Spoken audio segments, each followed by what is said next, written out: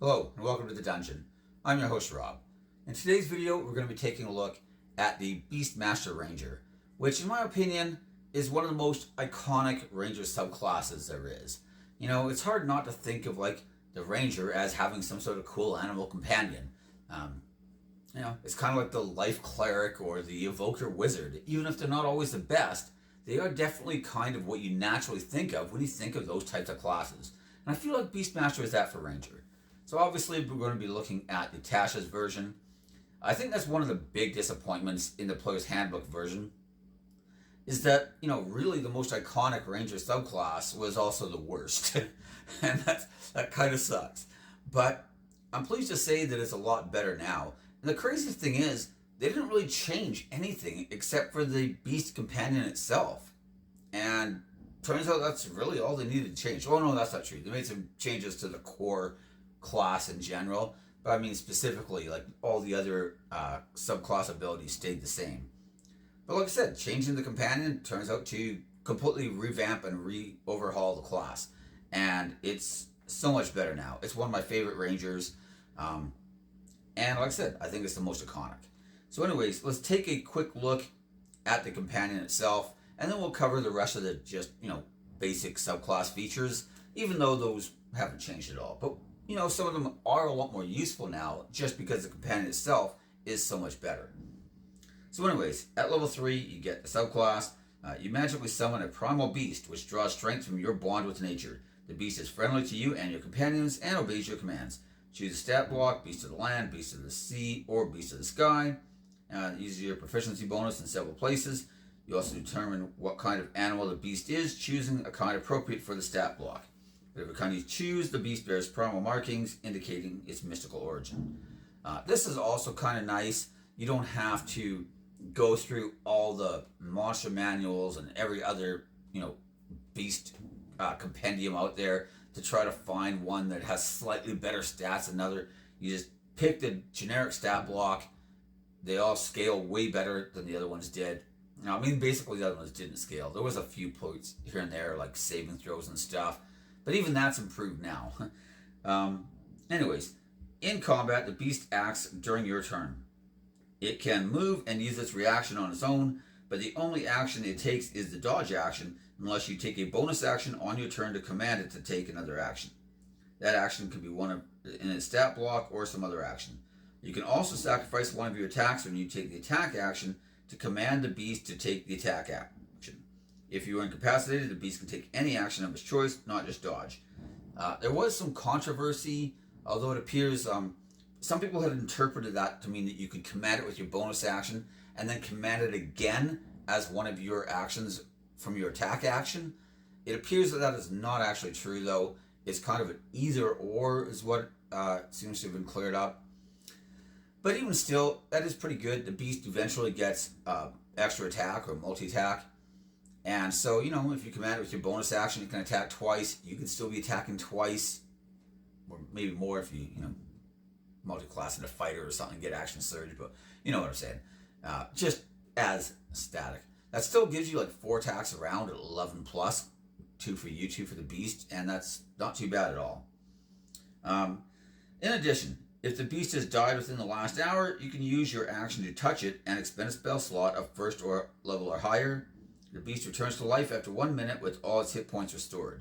This is also a large improvement because the other beast, you had to go and find a new one and retrain it. And, that kind of sucked.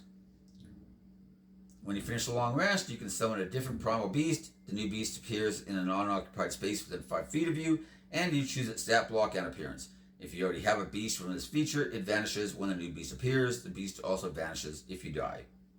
So you get the Beast of the Land, the Beast of the Sea, or the Beast of the Sky. And like I said, you can choose one of them. You can also swap them out when you finish a long rest. We're going to start with the Beast of the Sea, even though it's number 2 on the list, just because I feel like it's the one we're probably going to be using the least. To be clear, you could use this on land. It is amphibious. It can breathe air or water, and it has a walking speed of 5 feet. That's not great. It does have a swim speed of 60 feet, though, which is obviously much better. And, probably not best used on land, but you could. It does have a grapple attack, which could be handy. Anyways, it gets 13 armor class plus your proficiency bonus. And remember, by the time you're, well, even at level 1, you have a plus 2 proficiency bonus. But by the time you get this, you can have plus 2 at least. So it's not really 13 armor class. It's already starting with at least a 15 armor class. And it's only going to get better from there, right? So that's actually not so shabby. It has 5 hit points plus 5 times your ranger level. So by the time you're level 3 and you get this for the first time, you're already looking at 20 hit points, which isn't bad. And of course, it's scaling 5 hit points every single ranger level you get, right? It also has hit dice. After all of them have hit dice, not this one specifically, which is pretty handy because it could spend its hit dice to heal itself on a rest, which is something that, you know, your other companion probably could have done, but it had so few hit points that it was almost never going to get hit and not get killed. So even though that was an option, it just probably wasn't coming up a lot. Anyways, stats we don't really care about so much. All the companions have dark vision. They all have passive perception. They all understand your language. They all have the bond ability, meaning you can add a proficiency bonus to any ability check or saving throw the beast makes. This is also an improvement. Before, the beast got your proficiency bonus to any saving throw which it was already proficient in. Now they just get it to every saving throw, which is obviously a huge improvement, right? So specifically though, the Beast of the Sea does have an ability called Binding Strike. It's a melee weapon strike using your attack spell modifier to hit. Oh yeah, all of these use your attack spell modifier. So I would not suggest having 12 wisdom or something, or else as you level up, your beast is just not going to hit. I'm probably going to want to have at least a 16 wisdom. I may even want to go, say, like Druidic Warrior, use Shillelagh in combat, and make wisdom my prime stat. One thing I do like about the Beastmaster is I feel like it opens up a lot of different pathways to play. You could easily make a strength-based druid, or ranger, a wisdom-based, or a dex-based, and all of them still work fairly well. I'm probably not going to go with 2-weapon fighting because I'm usually going to be using my bonus action to command my beast to attack. So bear that in mind. I mean, you still could, but why did you go Beastmaster if you're not going to let your beast do anything, right? Anyways, it has Binding Strike, like I said, range of 5 feet, does 1d6 plus 2 damage, plus your proficiency bonus, piercing or bludgeoning, your choice, and the target is grappled.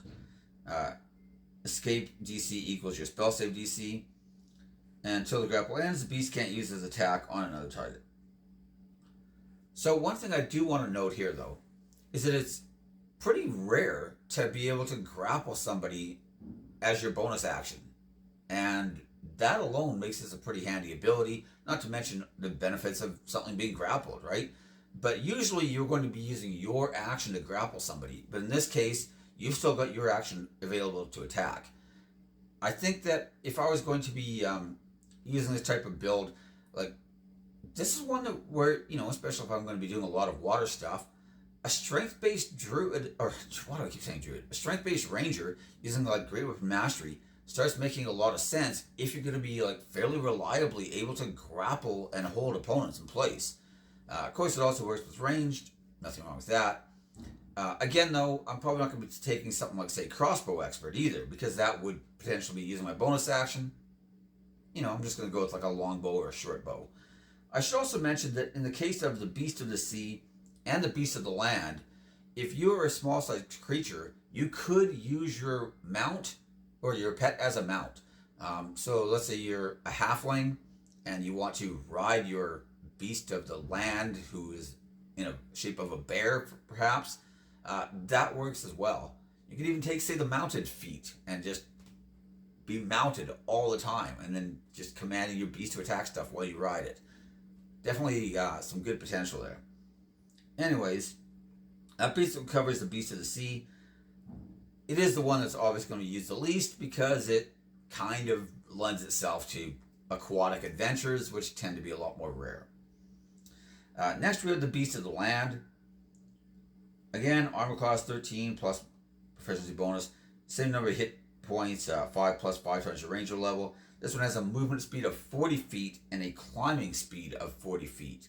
So if you did make it a bear or something, or a wolf, it does seem a little weird that it has a climbing speed, but whatever. It's a magical creature. Who cares? Don't get too hung up on that stuff. Its main ability is its charge ability. If the beast moves at least 20 feet straight toward a target and then hits with a maul attack on its same turn, the target takes an extra 1d6 damage, and if it's a creature, it has to make a strength saving throw against your spell save DC or be knocked prone. This is another one that loans itself really well towards like a Great Weapon Master style fighting. Again, it doesn't have to be Great Weapon Mastery, but attacking opponents when they're prone and having advantage is a really nice way to help overcome that -5 hit penalty. This can also work great with Shillelagh though, again. So, either way, a very strong attack and a very nice ability. And this was probably my favorite if I was going to be playing in a strength-based or a melee-focused type of ranger. I'd probably be using the Beast of the Land. You can't use the others, but this one just, really loans itself towards that very nicely. On the other hand, a ranged ranger, if it's prone, you're going to have disadvantage to shoot the thing, which is a little counterintuitive. So I'm probably not going to be as quick to take Beast of the Land in that case. Unless I really just want to ride the thing all the time, which is also cool.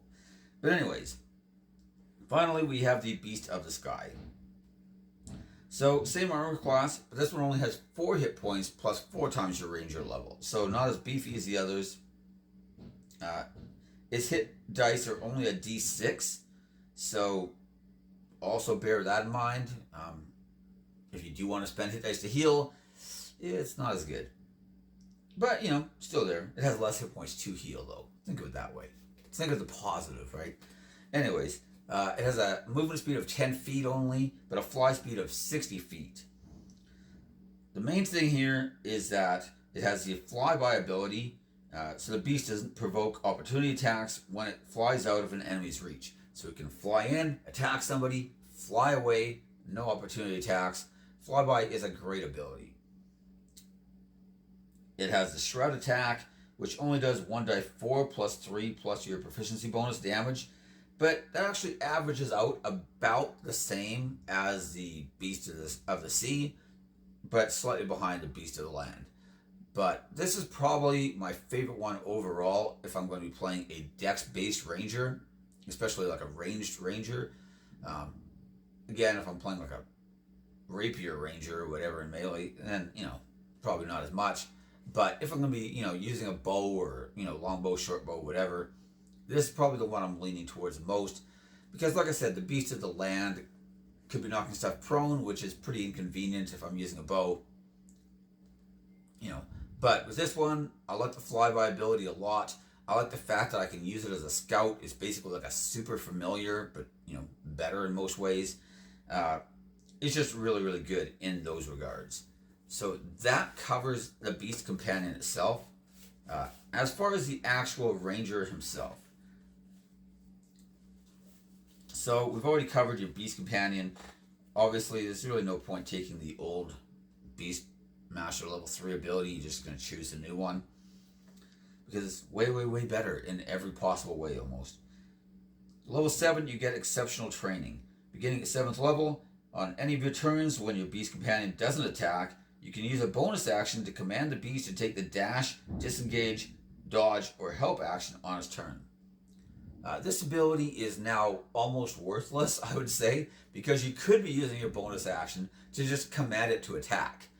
Back when, you couldn't do that as a bonus action, this made a lot more sense. And really, this is my only complaint about the Beastmaster Ranger these days, is I wish the level 7 ability would have also been changed out to something a little more useful. As it is, I guess now I could use a disengage action still. If I'm using the Beast of the Sky, though, it doesn't need disengage because it has flyby. But, it could circumstantially come into play every now and then. But overall, this ability is basically worthless at level 7. Uh, Fortunately, though, we get an ability at level 11 that is not worthless. Bestial Fury. Starting at 11th level, when you command your beast companion to take the attack action, the beast can make 2 attacks, or it can take the multi-attack action if it has that action. So now, like I said, starting at 11th, you can command it with, say, your bonus action. You can attack twice now. You can still be attacking twice as your own action. And again, it's not even really like scaling just with your proficiency bonus, which is what most of the other stuff does. It's also just scaling with your level, which is also pretty nice. So I like that ability a lot. Obviously, if I'm using my beast companion, I want him to get as much value out of him as possible, right? 15th level, share spells. Beginning at 15th level, when you cast a spell targeting yourself, you can also affect your beast companion with the spell if the beast is within 30 feet of you. This one has so much more usefulness now than it used to, even though it's the exact same ability. Just the fact that your beast companion is a lot more likely to stay alive means that being able to like heal yourself while also healing it, or spells like, say, absorb elements. You get hit with a Lich's fireball spell, you cast absorb elements. It didn't matter before because your quarter CR hit dice snake or whatever was dying anyways, right? So even if you cast absorb elements and he got to use the spell, his hit points were so small it just didn't matter. Whereas now, your beast has lots of hit points. It's probably not going to die from something like that. It could potentially save versus a dragon breath weapon. If you cast absorb elements and it made it saving throw, it's probably still going to be alive and kicking, or slashing or biting or whatever, clawing. It's just, there's so much more value now because the beast itself is so much better. There was almost no point before where you'd ever really, sure, it's like, oh, I'm going to buff myself, and my beast gets that as well, but it just never mattered before. Whereas now, it's like, yeah, I want to actually start choosing spells that target myself and will also be able to give my beast some sort of helpful ability as well, just because it's actually valuable now. So, anyways, that's the main thoughts on the class. Like I said, I do think as far as things like feat selection, I would probably stay away. Like, some of my favorite feats in the game, as I mentioned, tend to be things that improve my action economy. It's things like Pole-on Master. It's like Crossbow Expert. Things like that, which are giving me bonus action attacks that I can use. It might be something like Sentinel, where I can use my reaction to not just lock down a target, which is already good, but also just to do a bit more extra damage with my reaction. And maybe I didn't have anything along those lines, right? But because I'm going to be using my bonus action to command my beast, there's really no point taking a lot of those feats, and I'm probably going to be steering more towards boosting my wisdom up more, or things along that line, right? I probably don't care as much about some of the really good neutral feats, like things like Lucky or Alert. A lot of those type of feats I usually put a lot of value on as well for basically any character class. I'm going to have a harder time fitting those in as well, because like I said, I really want to be able to have my beast be able to land his attacks pretty regularly. And if you went Druidic Warrior, that's probably not as bad of a situation to be finding yourself in, because you might have already decided Wisdom's going to be my main stat. But if you still went Dex or Strength, then, suddenly now you've got a few more choices you have to make, right? But overall, I still don't think it's, that hard.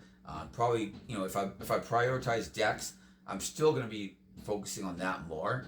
But I'm going to be trying to fit some wisdom bonuses in, probably later on as I level up more. And, that's not just helping my beast. It's also helping my spell save DC. It's helping, if I cast, healing spells or whatever else, it's helping with that, So pretty much anything else I want to do, it's also helping there as well. But anyways, those are my thoughts on the revised Beastmaster. I feel like it's in so much of a better place now than it was before. And that really makes me happy because, like I said, when I think of Ranger, this is kind of the natural image that I have in my mind, is of the Beastmaster Ranger. And so, I'm happy that it's way better now than it was before. It's actually, in my opinion, one of the best Ranger subclasses. And it's definitely cooler and more iconic than most of the others. And even things like the Gloomstalker, which I think are still probably the best Ranger subclass, I just kind of like the idea of having a beast companion, you know? Like, I just do. Like, it doesn't always have to be about, oh, this one does slightly more damage. It's just, like, is it as fun, you know? And the Beastmaster is a fun subclass. So anyways, those are my thoughts on it. My next video, we're going to be looking at a Ranger multiclass, and then we're probably going to move from there onto the Rogue. You know, it might be one more Ranger subclass. I haven't done a lot of them, so, you know, we'll play out by ear. But either way, I wanted to at least cover this one because, like I said, it's one of my favorites, you know. So, anyways, those are my thoughts on it. Feel free to like, subscribe, ring the bell for notifications, and most importantly, leave me your comments in the comment section. I look forward to reading them, and I'd love to hear everybody else's opinions on what they think about, you know, like, the new Beastmaster versus the old. Do you think it's actually that much better? Do you think that I'm maybe overrating it? Or maybe you think, actually, I think it's even better than you said, you know? That's always possible too, right? Although I do think it's excellent, so, you know, it's hard to get a lot better than that.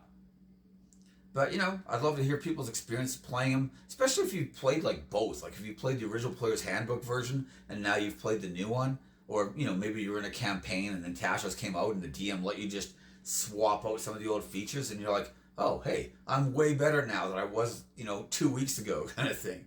I think that would be kind of fun and interesting to read people's experiences with that. So anyways, thank you for watching, and I'll see you next time. Bye.